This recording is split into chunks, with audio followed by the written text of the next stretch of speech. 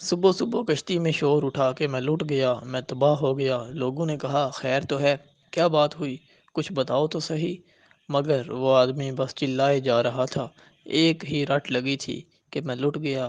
کشتی کے سبھی مسافر ایک جگہ جمع ہو گئے، ایک دوسرے سے پوچھنے لگے کہ کیا بات ہے۔ کسی کو کچھ معلوم ہوتا تو بتاتا کہ کیا بات ہے۔ کشتی بہت بڑی تھی، اتنے مرد عورتوں میں ایک طرف بڑے عالم فاضل اللہ کے بندے بھی بیٹھے تھے۔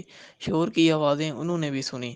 رونے پیٹنے والے کو سمجھا بجھا کر جب بات پوچھی گئی تو اس نے کہا غریب مسافر ہوں، ایک تھیلی میں زندگی بھر کا سرمایہ میں نے چھپا رکھا تھا، کسی ظالم نے وہ تھیلی چرا لی۔ سب کو یہ سن کر بہت افسوس ہوا۔ پوچھنے والوں نے یہ پوچھا کہ کتنا مال تھا تھیلی میں۔ اس نے بتایا 1000 اشرفیاں تھیں۔ 1000 اشرفیاں بہت رقم تھی۔ جس نے سنا اسے افسوس ہوا۔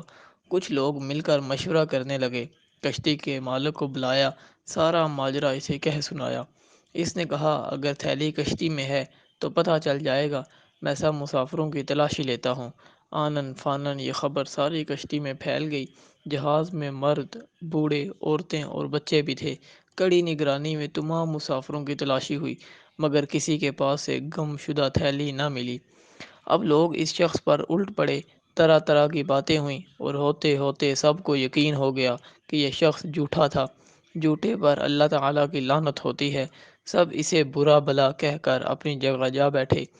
جھوٹا سٹ پٹا کر اپنی جگہ آ بیٹھا۔ جب تک سفر جاری رہا، مسافر اسے پھٹکارتے رہے۔ اصل میں ہوا یہ تھا کہ جب سفر شروع ہوا تو یہ جھوٹا پھرتا پھراتا کشتی میں گشت کرتا ایک عالم فاضل اللہ کے بندے کے پاس بھی پہنچا تھا، اور ان کے پاس اٹھنے بیٹھنے سے اسے معلوم ہو گیا کہ ان اللہ تعالیٰ کے نیک بندے کے پاس ایک تھیلی میں 1000 اشرفیاں ہیں۔ بس اس فریبی کو ہر لمحہ یہ فکر کھانے لگی کہ کسی طرح 1000 اشرفیوں کی تھیلی لے اڑے۔ جب کوئی اور تدبیر نہ بن پائی تو اس نے یہ کھیل کھیلا کہ سب شریف لوگوں کو پریشان ہو گئے۔ تمام مسافروں کو تلاشی دینا پڑی۔ تلاشی ان عالم کی بھی ہوئی، لیکن کسی کے پاس سے وہ تھیلی نہ نکلی۔ جب دریا کا سفر ختم ہوا اور کشتی کنارے لگی تو مسافر اتر گئے، اور اس جھوٹے نے علیحدگی میں اللہ کے نیک بندے سے پوچھا کیا آپ نے مجھ سے جھوٹ کہا تھا؟ آپ کے پاس 1000 اشرفیاں ہیں؟ انہوں نے کہا نہیں، میں نے جھوٹ نہیں کہا تھا، میرے پاس واقعی 1000 اشرفیاں تھیں۔ اس نے پوچھا پھر وہ تھیلی کہاں گئی؟ انہوں نے جواب دیا جب تو نے اپنی تھیلی گم ہو جانے کا ڈھونگ رچایا تو میں سمجھ گیا کہ تو نے میری تھیلی ہتھیانے کے لیے یہ سب کھیل کھیلا ہے۔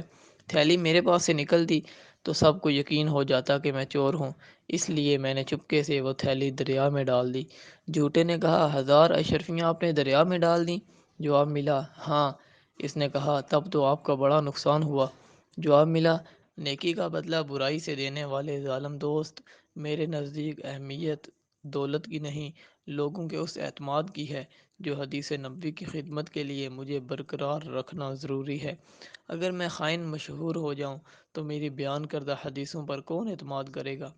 اب آپ بھی سن لیں کہ وہ بزرگ کون تھے۔ وہ بزرگ حضرت امام بخاری رحمۃ اللہ علیہ تھے، جن کی بخاری شریف دنیا بھر میں مستند ترین حدیث کی کتاب